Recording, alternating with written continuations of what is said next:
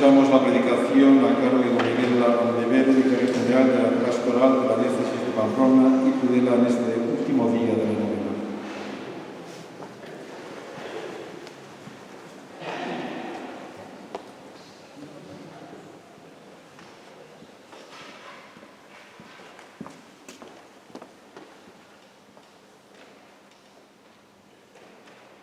Todos sabemos que en este mundo nuestro, europeo, occidental, el tema de actualidad en las relaciones internacionales es la política de Estados Unidos y de la OTAN, sus fricciones con Rusia y la cuestión de la guerra de Ucrania. Pero los expertos en estas cuestiones nos están avisando de que en realidad el gran tema de fondo que se está cociendo es el de la lucha de China por arrebatar la hegemonía del mundo a los Estados Unidos. Hace poco más de un mes, el jefe del Comando de Movilidad de la Fuerza Aérea estadounidense, Michael Minihan, ha confesado su convicción de que para él, en 2025, dentro de 2 años, los Estados Unidos estarán en guerra abierta con China. Parece que en lo sucesivo vamos a tener que volver a menudo la mirada al extremo oriente, a China. Y a ello, a mirar a China, nos empuja hoy San Francisco Javier. Estamos en el último día de la novena de la gracia de este año 2023, concluido el año jubilar. Y nos toca hoy asomarnos a las últimas cartas de Francisco de Javier, las escritas en ese año 1552, y en ellas se habla mucho precisamente de China, que fue el último horizonte terreno, el último horizonte de este mundo, de esta tierra, que atrajo como un imán el corazón de San Francisco Javier. Nos detendremos en los textos que mejor reflejan 2 rasgos de Javier que brillan especialmente en esos últimos meses de su vida y que nos pueden resultar muy útiles. Su audacia, una audacia apostólica, y su confianza inquebrantable en la bondad, en el poder y en la misericordia de Dios. En Japón, Javier se había dado cuenta del gran prestigio cultural y de la gran influencia del imperio chino en todo aquel mundo oriental, y prendió en su corazón el deseo de llevar el Evangelio al gran gigante chino. En carta a sus compañeros de Europa, en enero de 1552, les decía estas cosas: los japoneses tienen para sí que los chinos son muy sabios, tanto en las cosas del gobierno de la República de este mundo como en las cosas del otro mundo. Tal era el prestigio que tenía China en Japón. Creo que este año de 1552 iré allá, donde está el rey de la China, porque es una tierra donde se puede mucho acrecentar la ley de nuestro Señor Jesucristo. Y si la recibiesen allí en China, sería gran ayuda para que en Japón abandonaran las sectas en las que creen. Y por esas mismas fechas le escribía a San Ignacio de Loyola: estos chinos son gente muy ingeniosa y dada a los estudios, principalmente a las leyes humanas sobre la gobernación de los pueblos. Son muy deseosos de saber. Es gente blanca, sin barba, los ojos muy pequeños. Es gente liberal, sobre todo muy pacífica. No hay guerra entre ellos. Si acá en la India no hubiere algunos impedimentos que me estorben la partida en este mismo año, espero ir a la China por el gran servicio de Dios nuestro Señor, que se puede seguir de ello, así en la China como en Japón, porque sabiendo los japoneses que los chinos reciben la ley de Dios, perderán más presto la fe que tienen en sus sectas. Gran esperanza tengo que así los chinos como los japoneses, por la compañía del nombre de Jesús, han de salir de sus idolatrías y adorar a Dios y a Jesucristo, Salvador de todas las gentes. China estaba regida en aquel momento por la dinastía Ming, que había logrado altas cotas en la estabilidad y en el orden social. Se habían llevado a cabo en el país grandes obras públicas, como la famosa Gran Muralla, que todavía podemos contemplar hoy en día, o la Ciudad Prohibida en Pekín, como sede oficial de la corte imperial. Contaba el país con una gran flota y un extenso ejército permanente de más de 1 millón de hombres. Los portugueses habían establecido un importante contacto comercial con China, sobre todo para importar de allí seda y porcelana, los famosos jarrones de la dinastía Ming. Pero al mismo tiempo había leyes muy estrictas del emperador chino que prohibían la entrada de los extranjeros al país si no era por medio de embajadas oficiales de algunos reinos. Por eso Javier piensa en un primer momento entrar en China por la vía oficial y lo gestionó todo con el rey de Portugal, que nombró a Diego Pereira su embajador en China. Javier se preparó para unirse a esta embajada como nuncio del Papa, preparando un cargamento de regalos para el emperador de China, ornamentos de brocado, terciopelo, alfombras muy ricas que tanto apreciaban en la corte de Pekín. Desde Goa, desde la India, escribe así San Francisco Javier al rey Juan III de Portugal.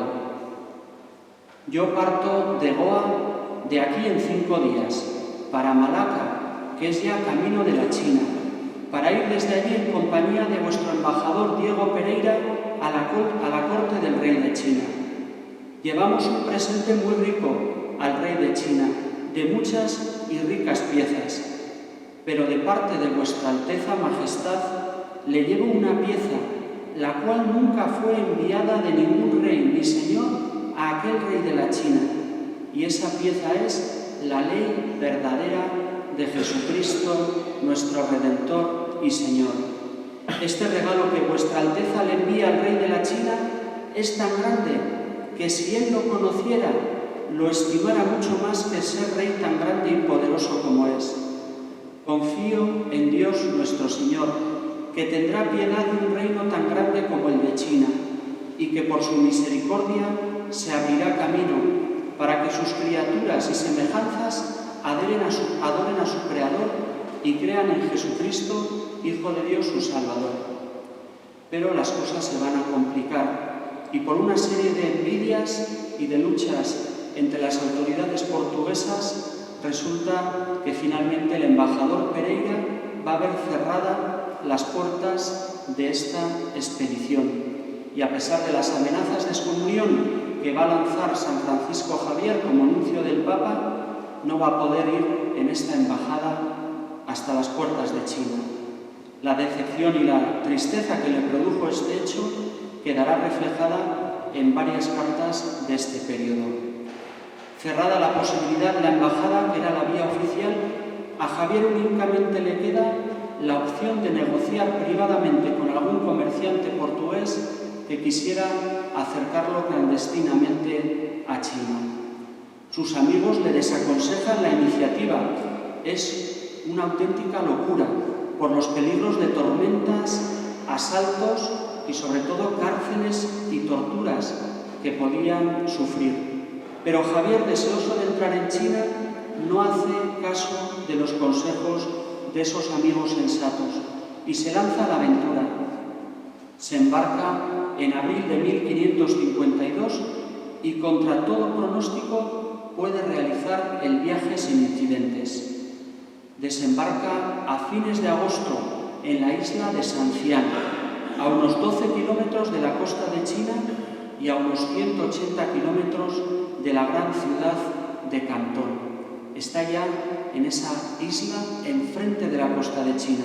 Se trata ahora de llegar al continente. Para ello buscó Javier comerciantes chinos que pudiesen conducirlo hasta su verdadero destino, pero sin resultado. Nadie quería asumir el peligro de introducir a un extranjero en el continente por las penas en que podía incurrir. Inesperadamente surge la oportunidad. Un comerciante chino trajo a Sancián a un portugués que había huido de la terrible cárcel de Cantón y al que había ocultado en su casa durante días. Y este comerciante chino se ofreció a llevar secretamente y de noche al padre Francisco Javier a Cantón e incluso a ocultarlo durante unos días en su casa. La opción de entrar en China apareció de repente como real, pero no dejaba de ser muy peligrosa, y Javier era muy consciente de ello. En carta escrita desde Sancián al padre Pérez le dice Javier: «Yo estoy aguardando cada día a un chino que ha de venir de Cantón para llevarme. Los peligros que corremos son dos, según me dice la gente de esta tierra. El primero es que el hombre que nos lleva, después que le fueran entregados los dineros que tenemos que pagar, nos deje en alguna isla desierta abandonados o nos bote al mar para que no lo sepa el gobernador de Cantón. El segundo peligro es que si nos lleva a Cantón y fuésemos ante el gobernador, que éste nos meta en cautiverio o nos atormente por ser una cosa tan nueva como esta y haber tantas prohibiciones en la China para los extranjeros». Aflora hasta aquí el tesón de Javier, que no es una mera cabezonería, no es testarudez, sino que es auténtica audacia, valentía apostólica. Esa audacia que tanto lo asemeja a San Pablo, esa fuerza del amor de Cristo que lo urge a enfrentarse a cualquier peligro y dificultad con tal de hacer llegar el anuncio del Evangelio a los que todavía no lo conocen. Y la audacia de Javier, como la de Pablo, hunde sus raíces en la confianza incondicional en el poder y en la misericordia de Dios, tal y como la enseña el mismo Evangelio. Por eso sigue explicando Javier en esta carta otros peligros a los que tiene mucho más miedo. Lo que me da verdadero temor es dejar de esperar y confiar en la misericordia de Dios, pues por su amor y servicio vamos a manifestar su ley y a Jesucristo, su Hijo, nuestro Redentor y Señor. Por su santa misericordia nos comunicó estos deseos. Desconfiar ahora de su misericordia y poder por los peligros es mucho mayor peligro. Y también confirmándonos con el dicho del Señor que dice: «Quien ama su vida en este mundo la perderá, y aquel que por Dios la perdiere, la hallará». El que pone la mano en el arado y mira para atrás no es apto para el reino de Dios. Considerando estos peligros del alma, el abandonar la confianza en Cristo, que son mucho mayores que los del cuerpo, hallamos que es más seguro y más cierto pasar por los peligros corporales antes que ser comprendidos delante de Dios en los peligros espirituales. De manera que por cualquier vía estamos destinados de ir a China. El suceso de nuestro viaje espero en Dios nuestro Señor, que ha de ser para acrecentamiento de nuestra santa fe, por mucho que los enemigos y sus ministros nos persigan. Pues si Dios está con nosotros, ¿qué tendremos que temer? Estos eran los pensamientos y los sentimientos que dominaban la oración de Javier en aquellos días. Por entonces llegaron a la isla de Sancián noticias muy alarmantes. Resultó que en Cantón habían sido detenidos muchos portugueses que habían entrado allí clandestinamente y les esperaba una suerte terrible, un castigo ejemplar para disuadir a los que entraban en el país, cárcel, torturas y la muerte. El pánico se apoderó de todos los residentes en la isla de Sancián, que se prepararon para huir precipitadamente, y viendo que Javier no se echaba atrás, que seguía a pesar de todo en sus 13, le rogaron encarecidamente que esperase a que se marcharan todos antes de emprender su viaje al continente, para no comprometerlos a ellos. La tensión era tan grande que la mayoría de los acompañantes de Francisco de Javier lo abandonaron. El hermano Ferreira se negó a seguirle y Javier, sin ningún reparo, lo expulsó de la compañía de Jesús, diciendo que era hombre para poco. Lo mismo hizo uno de los traductores, el intérprete López. Solo quedaron con Javier el criado indio Cristóbal y Antonio el chino. El 13 de noviembre, los últimos portugueses abandonaron la isla llevando las últimas cartas que escribió Javier. El 19 de noviembre era la fecha acordada con el chino que lo iba a llevar en una pequeña embarcación a Cantón, pero este finalmente no se presentó. Comenzaron a escasear los alimentos y se dejó notar con fuerza el frío del invierno. El lunes 21, el padre Francisco Javier cayó enfermo. La fiebre lo consumía, lo sangraron varias veces y comenzó a delirar. Hablaba en lenguas que los dos acompañantes no supieron identificar. Solo le entendían una frase en latín que el enfermo iba intercalando periódicamente. Jesús, hijo de David, ten compasión de mí. Jesús, hijo de David, ten compasión de mis pecados. El día 2 de diciembre por la noche pareció aproximarse el final. El chino Antonio le puso una candela encendida en la mano, comprendiendo que llegaba el momento. Y en la fría madrugada del 3 de diciembre, en una choza de cañas, muere el santo. Y muere sin saber que en Italia había nacido hacía 2 meses un niño, Matteo Ricci, que al cabo de los años sería jesuita y ese sí entraría en China hasta la corte imperial. Vamos a pedir por intercesión de San Francisco Javier y también de Matteo Ricci en esta tarde esa audacia apostólica, esa confianza en Dios para dar testimonio de Cristo y de su Evangelio ante el mundo.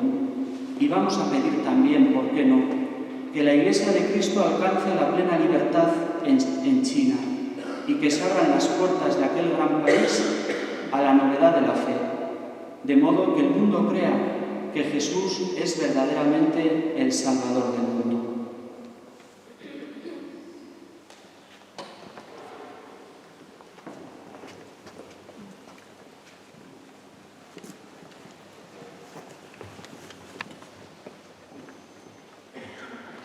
Y rezamos la novena de la gracia en honor a San Francisco Javier. Atraídos por tu figura y confiados en tu intercesión, acudimos de nuevo a ti, Francisco de Javier. Queremos ante todo dar gracias por Dios, porque quiso ser el centro de tu vida y hacer de ti el gran apóstol de los tiempos modernos. Alcánzanos de él, en primer lugar, la gracia por excelencia de amarle también nosotros con todo el corazón y ser testigos de Cristo con la palabra y la vida. Y además, gracias para su gloria y nuestro, la gracia particular que pedimos en esta novena. Presentamos ante Dios las intenciones de cada uno de los que participamos en esta novena. Roguemos al Señor. Y pedimos por la Iglesia para que unida a Jesús salga de sí misma y se abra al mundo, especialmente en este tiempo de Cuaresma, para anunciar al mundo la alegría del Evangelio. Roguemos al Señor. Tenemos presente a los jóvenes para que sepan descubrir la profundidad de la vida y sepan enfrentarse a sus miedos y dificultades. Roguemos al Señor. Y pedimos por todos los que nos hemos reunido para rezar esta novena de San Francisco Javier, para que sepamos entregarnos a los demás y en especial a los más necesitados. Roguemos al Señor. Eterno Dios, creador de todas las cosas, acordaos que vos nos creasteis a vuestra imagen y semejanza. Acordaos, Padre Celestial, de vuestro Hijo Jesucristo, que derramando tan liberalmente su sangre, reveló tu amor inmenso. Contemplando y conmemoramos las oraciones de vuestros escogidos los santos y de la Iglesia, esposa benditísima de nuestro mismo Hijo. Acordaos de vuestra misericordia. Y haced que todos conozcan al que enviasteis, Jesucristo, Hijo vuestro, que es salud, vida y resurrección nuestra. Por el cual sois hombres y os alabamos, y a que sea la gloria y los siglos de los siglos. Amén. Oración final de la novena.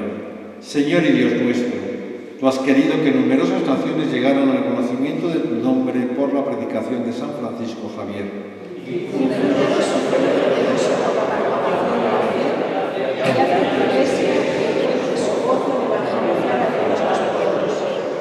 nuestro Señor Jesucristo, que vive y reina contigo por los siglos de los siglos. Amén. San Francisco Javier. Y cantamos el himno a San Francisco Javier.